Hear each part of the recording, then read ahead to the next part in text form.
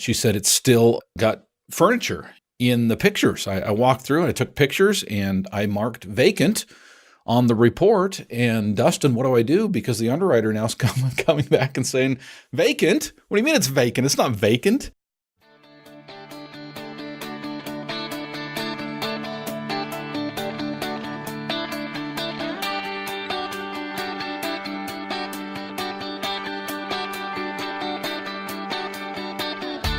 Originating from deep inside the Rocky Mountains, transported through the power of the internet, and arriving inside your tiny earbuds. It's the Appraiser Coach Podcast. Minisode. Hello, appraisers. Welcome to the program on this beautiful day. Got a program note, a question that came into the program, I should say, in the last few days. Kind of an interesting question that I think probably not one we run into very often, but when we do run into it, it's kind of a conundrum. First, I want to remind you, of course, that we are sponsored by ANow Software. If you're sick of conundrums in your business, why don't you check out ANow Software and see what it can do for you? Trust me, folks, it is amazing. It can change the way that you do business. Go to anow.com/coach. One more time, it's anow.com/coach. All right, folks, had an interesting question come into the program. I'll just paraphrase it. One of my All-Star members sent me a question, said, I got kind of a weird one for you. She was out on an inspection and ran into a situation that I think we run into once in a blue moon. I know I've run into it more than once. It's not very common, not very popular thing to run into, but yet every once in a while we do. And I think it's a great question. The question has to do with model homes. So this particular appraiser had gone out to do an appraisal inspection and come to find out it is a home that has been constructed for about 3.5 years ago in a subdivision that they have been building up, and it was used as a model home.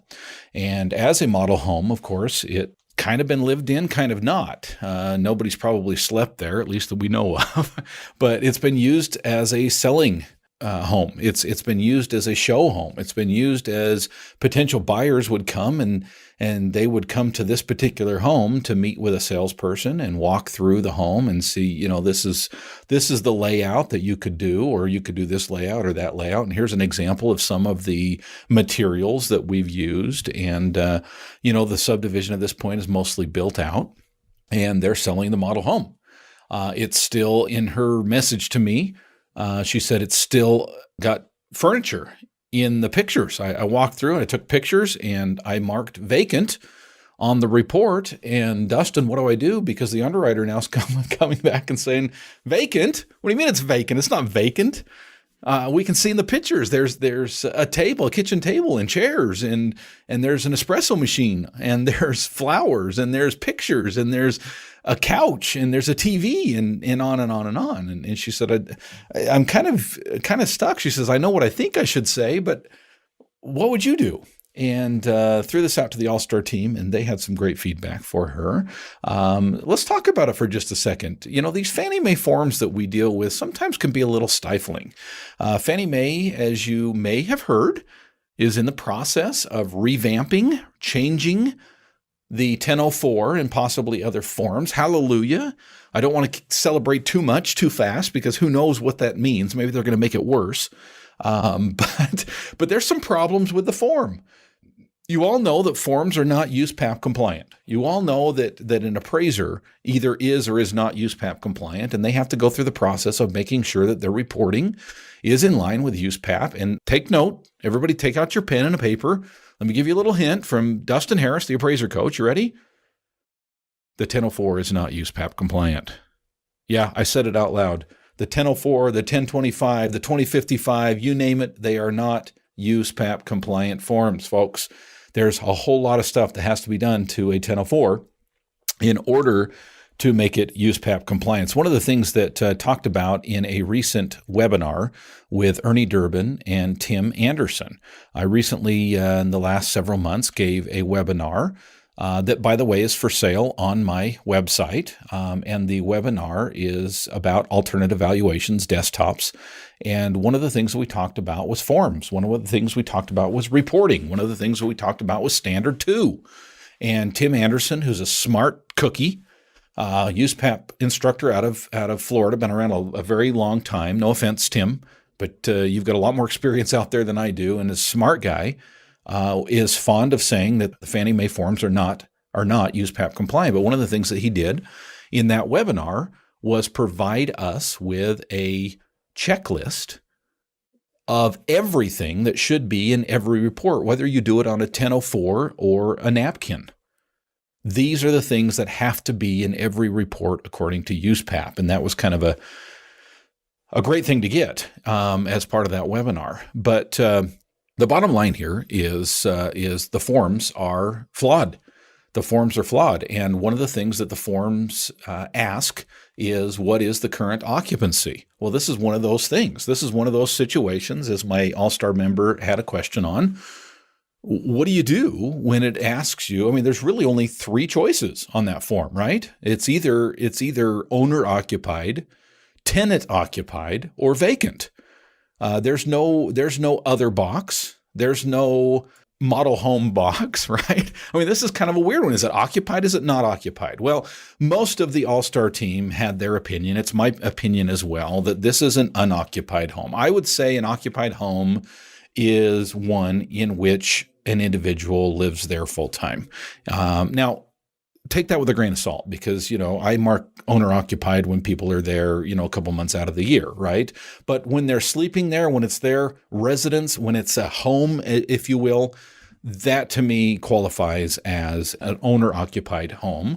Tenant occupied would be something. See, I sometimes get a question about, well, what about, daughter-in-law lives there or, mother lives there or what have you. And the quote unquote homeowners are not living there. Well, it may not be market rent, but even family members in my mind is a tenant occupied home. If the owner, the person on the deed is not living in the property, to me, that is a tenant occupied. Now I'm going to put a note. Again, this goes back to the forms. Don't be stifled by the forms. Don't be shoved into a little box just because of the forms.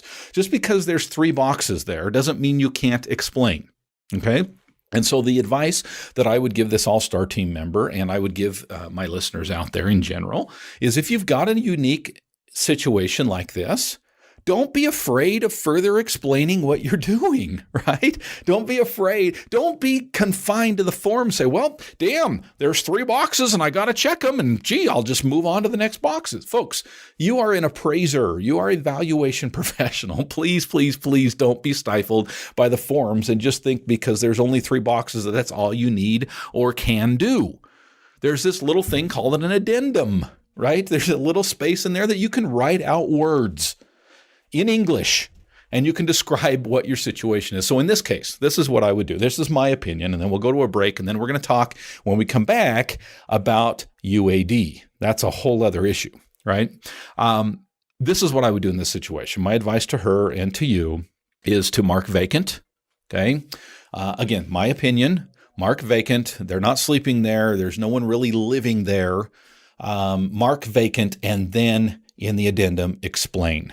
The reason that there's furniture in the pictures is that this has been used as a model home. It's currently being used as a model home. No one actually occupies the residence. Therefore, I marked vacant. Just explain. Just explain. I want to pause here and remind you that we are sponsored by ANOW Software. Folks, I love ANOW. Last night, I'm sitting there. It is 8:30 p.m. and I had this sinking feeling. This happens to me all the time as a business owner. Business owners, are you with me on this? You have this sinking feeling like, oh my gosh, things feel so slow, right? And I'll tell you, it is so easy to just jump on ANOW. I'm already logged in, right? It's so easy. I just need to open up a tab. I jump on ANOW and I just go onto the analytics and I just go, there's a little button called month to date, right? Month to date. So I'm recording this on the 22nd of the month, right? So I am basically, I'm 2/3 away through the month, right? Or 3/4 of the way through the month, right? So I'm in my third week and I thought, where am I? And so I quickly punched the button and I went, shoo, we're okay. We're okay. And the other thing is I was able to quickly just change it to the last 3 months, and I was able to change it to the current or the past month, last month. I mean, just with a touch of a button, I can see kind of where we are financially, where we are volume wise, how we're doing. And it was a huge relief. I could go back to watching Alaska State Troopers with my son after I kind of made myself feel better looking at the analytics in Now. Folks, if you want to feel better about your business, if you want to know where you are so you can make decisions, folks, I don't know what you're waiting for. Now software is where you need to be. It's anow.com/coach. One more time, it's anow.com/coach. And I will just add the reason for the /coach is if you want to try out the All-Star team. As we talked about today, the question on the table today is from one of my All-Star team members. And if you want interaction with me on a very personal basis and other appraisers across the nation, it's a very elite group. It's a great group to be a part of. You can try it for 3 months if you go to anow.com/coach. And we have a new sponsor here today, folks. Happens to kind of relate to the topic that we are talking about today. The company is called Home Stagers. Now, you may not think this has a lot to do with appraisals, and you may be right, okay? It has more to do with realtors, yet I think there is a use here for appraisers. Check it out. So you're in a situation where, let's say you are a realtor, you're trying to sell a house, okay? But you're trying to appeal to a certain type of buyer, right? Let's say you have a vacant home that you want to stage for a family. Okay. All you got to do is call Home Stagers. Within 6 hours, they will come in and they will put furniture in the place. They will decorate it the way that you want it. They will throw toys in the yard, bikes laying on the sidewalk, little pink cars in the driveway, so that it looks like a family lives there. If you want to stage your home in such a way that you're attracting a certain type of buyer, Home Stagers is where it is at. Folks, what if you're in a college town? What if you're in a college town and you want to stage it kind of for college people, right? Just call Home Stagers. Folks, they will come in. They will throw lingerie around. They will take some empty beer cans and throw them in the middle of the floor.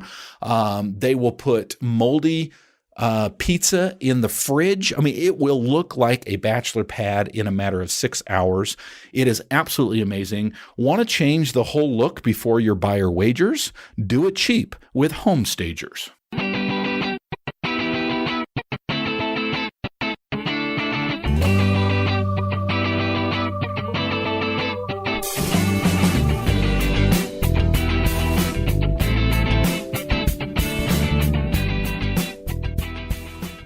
All right, folks, welcome back. We're talking today about a question that came in from my All-Star team member. Had to do with going out to do an inspection. The subject turned out to be a model home. How do you mark the 1004? Now, we've talked a little bit about the deficiencies, some of the deficiencies with regard to the 1004 form. One of them is you've really only got 3 boxes to check. When it comes to occupancy, it's either owner-occupied, tenant, or vacant. And sometimes, every once in a while, this being one of them, we run into a situation where it's kind of in between. Is this an occupancy thing? Is this a tenant thing? It's a model home thing, right? There's furniture. So my suggestion would be to mark the vacant box and then explain. Folks, don't forget you can always, always, always, always, always explain. Okay, I do a lot of review work, not a lot. I do some review work, and it blows my mind how often appraisers just don't explain what they're doing. Okay, just tell a story. Just tell a story. Make sure your user understands fully what you're trying to convey. The appraisal process, that's standard 1 is one thing. Standard 2 is kind of explaining what you did, kind of telling a story so that your user understands. Well, the next question that comes up, now this is not one that the All-Star team member asked, but it's kind of a question that just comes up in this situation is how do you rate the condition of a model home? Is this a C1 or is this a C2? Now, remember, the difference between a C1 and a C2 basically comes down to occupancy. Basically comes down to whether or not that home has been previously occupied. Or is it? If you actually go back to that little form that you actually are putting in every report, I hope you are anyway. It's called the Uniform Appraisal Dataset Definitions Addendum. Let me repeat that. It's the Uniform Appraisal Dataset or the UAD Definitions Addendum. I hope you're putting that in your report again. It makes it more readable to people who may not be used to the different terminologies, the different abbreviations that we might use in our reports. Let's go back to that. Now, keep in mind, this is a model home. It has been here for 3 years, 3.5 years, okay? And it has had people in and out of it, salespeople, potential buyers, what have you, okay? Very functional home. The utilities have been turned on. The electricity is working. The water's running. The toilets are flushing, okay? What do you mark? Because officially it has not been occupied. Now, if we go back to the Uniform Appraisal Dataset Definitions Addendum, it's a mouthful. That's what it's called. Let's go to C1. Okay, this is what it says. This is from Fannie Mae. This is from their UAD Appendix D in the UAD Field-Specific Standardization Requirements. Okay, there you go. C1, here we go. The improvements, this is a definition of C1. When you're going to put C1 when this is your subject or the comps. The improvements have been recently constructed and have not been previously occupied. Now, what stands out to you as I read that? Yeah, exactly. This is a 3.5-year-old home, okay? The improvements have been recently constructed, emphasis mine, and have not been previously occupied, okay? Now, we got kind of a conundrum here because has it officially been occupied? No, but has it been recently constructed? It does not say. It does not say the improvements have been recently constructed or have not been previously occupied. It says the improvements have been recently constructed and have not been previously occupied. The definition goes on to say the entire structure and all of the components are new. Okay, are these new? And the dwelling features no physical depreciation. I'm guessing after 3.5 years of potential buyers walking through the house and salespeople being there for 8 hours a day, there's going to be some, albeit minor, deferred maintenance, some physical depreciation, right? By the way, there's a note at the bottom of C1 that says this: newly constructed improvements that feature recycled or previously used materials or, this is important, components can be considered new dwellings provided that the dwelling is placed in 100% new foundation and the recycled materials and the recycled components have been rehabilitated or remanufactured into the like new condition. I'm still reading. Improvements that have not been previously occupied are not considered new if they have significant physical depreciation. That is, newly constructed dwellings that have been vacant for an extended period of time without an adequate maintenance or upkeep. A great example, I did a podcast in the last few months about a very unique situation where I had gone out on a 10-year-old home that had never been occupied. It was halfway completed, and then it was left open to the elements. And I was coming in to do a very unique appraisal on that property. I would not and did not call that a C1 condition. It certainly was not. Okay. So C1 does not necessarily just mean something that has not been occupied previously. In this situation, there's going to be some deferred maintenance. So by the way, let me just skip down quickly to C2 because I think this is important as well. I'm not going to read the whole thing, but it does say the improvements. This is C2. The improvements feature no deferred maintenance, little or no physical depreciation, and requires no repairs. So the point in here is little. I would assume there is a little physical depreciation in this situation, okay, and probably would apply. So in this case, if it were me, depending on the exact condition, maybe it's trashed, I don't know, but I'm assuming there's a little bit of wear and tear, some bumps and bruises on the walls a little bit. There's a little bit of wear and tear on the carpet, that kind of a thing. Obviously the mechanical has been used a little bit, but probably is still in good working condition. This is my opinion, okay? My opinion is based on those definitions. I would mark C2, and then I would simply explain. I would explain, again, in the addendum, I would follow up, tell the story. I would explain that this is a model home, and the reason I mark C2 and the reason I mark vacant is thus, and just explain it. Folks, I talked a little bit about a webinar that is a great webinar. It's one that talks about alternative valuations, talks about desktop products, talks a lot about, as they say, appraising in your pajamas and bunny slippers, right? And you can purchase and download both parts. One with Ernie Durbin, who talks a lot about the profitability of this type of work, and one from Tim Anderson. They are two parts that go together. Okay, one purchase price, they go together, and it's over 3 hours. 3 hours of discussion on these very important topics. Hope you will join me there. Go to theappraisercoach.com and go to products, and you will find it right there. Thanks for joining me today, folks. Catch you next time. You've been listening to the Appraiser Coach podcast with Dustin Harris. If you like what you hear, please give us a 5-star rating and post a short review on iTunes. For more in-depth insider information on how you can make more money as a real estate appraiser, visit theappraisercoach.com and sign up for the All-Star team today. Thanks for joining us. And now, get out there and create some value.